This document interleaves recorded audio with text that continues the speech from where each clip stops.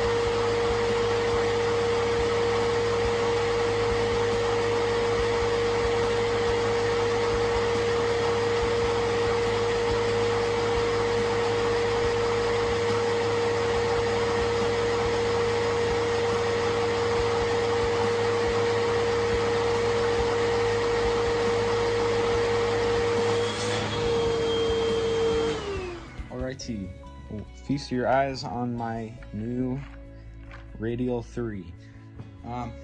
This engine has been on my mind for a while. I've been wanting to make it, mainly because of the fact that it is an aircraft engine, and I've been kind of really into planes lately for some reason. But yeah, so this is a Radial 3 vacuum engine. If you don't know what a radial engine is, which you probably do, but for those of you who don't, radial is pretty much where all the cylinders is kind of in a circle. So this radial engine still has a lot to be improved on. You can notice that the angles of the cylinders are not even, so it's going to be really unbalanced. Radial 3 is supposed to have a 120-degree angle between all three cylinders. I really can't guess the angle, but the angle between these two bottom cylinders and the angle between the top and one of the bottom cylinders, so this angle and this angle is off, so you're gonna have a weird firing order. But this will not be my last radial engine. It is only my first. There's a lot that can be improved on this and changed. Maybe I'll add more cylinders if I get it to run faster. Maybe it'll have enough power to be able to have another cylinder. Maybe I'll change the angles if it'll actually improve performance. And I might lubricate it, because I haven't lubricated it yet, and that might make it faster, but I don't know yet. I don't really feel like lubing it because I have another engine that I want to make, and I'm probably just going to take this apart soon and then pick up on it another time. But for now, this is what I have for radial engine. Yeah, so as with my W3 and pretty much any V engine or engine that requires angled cylinders, I have a very simplistic camshaft. Nothing special, no overhead cam, no overhead valve, just normal SVS and connecting rod valve, no cams. To keep it simple and to have absolutely no friction at all, because as you know, adding cams or adding spring valves, so like overhead valves, that'll cause a lot of friction and just bring down the speed a lot. So I wanted to keep it simple. I wanted to keep it compact as possible, which is probably, you can probably make this even more compact, but this is just what I have. This is fine. I don't feel like really doing anything to it right now. But yeah, so this is not far off from a W3. It has this shell right here, so all the pistons can be mounted onto, so then it just rotates and makes the pistons go. And the manifold is probably the main reason why it's so slow. As you know, the bigger the manifold, the more possibility to leak, and that is very true with this. It leaks a crap ton. This leak, like, I can breathe through this. It's like breathing through a face mask, but you can breathe better through this. So you should probably just put this on your face instead of a face mask. It would probably work better. The benefit would be having a giant Lego Radial engine on your face. Wouldn't be very comfortable, but I mean, yeah. So right now, this is the best flywheel for it. And it's the best flywheel for any engine I've ever made. I've been using this flywheel since, I don't know, like November, September.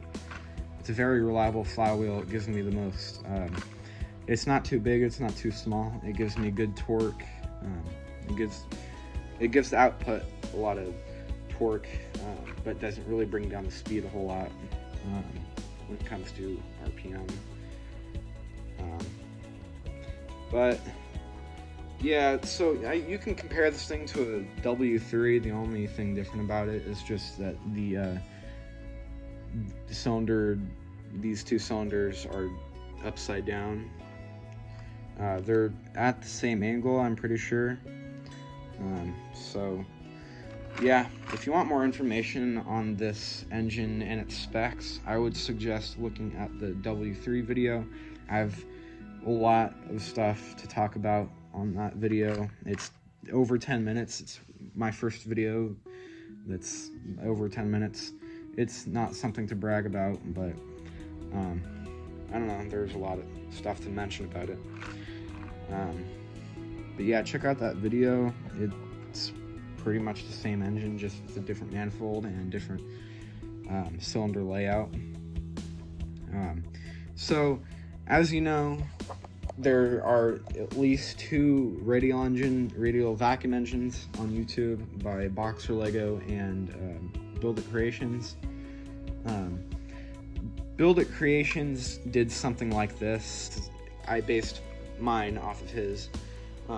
The only difference is I have a just an average brick frame, as you would use to get the angle out of a V-twin or a W engine. I did this for simplicity, and I want it to be more structurally sound. It's very strong. I would imagine that Build It Creations frame, the housing for all the cylinders, would bend and stuff if you don't build it properly. So this is strong, it's sturdy, and it works. And also it just makes the engine, I don't know, pop a little bit better. It makes it look a little bit cooler, I guess. And it's just easier to access everything. So if you need to like replace a piston, you can it's not hard to just peel off the cylinder head, or if you want to change the valve, you can do that. His is faster though, so I don't know if this frame really affects the performance, but it's whatever. The only thing that matters is the concept. And so I'm running out of storage. If you guys like this video, please comment and like the video. Tell me what you guys think about this engine, and I'm gonna go delete some storage. Yeah, enjoy. And if you're wondering why there's no slow-mo, this engine is slow enough to see the firing order. I mainly do slow-mos so you can see the firing order and all the inner workings of the engine.